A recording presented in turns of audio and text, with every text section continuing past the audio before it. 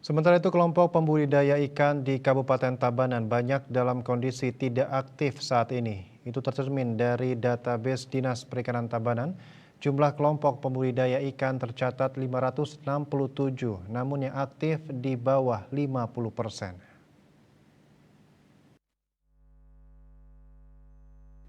Sekretaris Dinas Perikanan Kabupaten Tabanan Insinyur IKD Artina menjelaskan saat ini jumlah pembudidaya ikan yang aktif hanya berkisar 200 kelompok.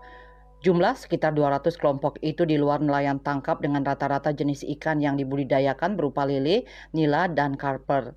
Sementara jumlah kelompok nelayan tangkap pembudidaya ikan di Tabanan kurang lebih 90 kelompok dan jumlah kelompok dari pengolahan ikan sebanyak 62 kelompok. Artina menjelaskan banyaknya kelompok pembudidaya ikan yang tidak aktif dipicu oleh salah pengelolaan usaha dan permasalahan permodalan. Selain itu, banyak kelompok pembudidaya yang tidak aktif disebabkan masih tercatat di database Dinas Perikanan Tabanan sebagai aset atau pengingat bahwa kelompok bersangkutan sebelumnya sempat mendapat bantuan.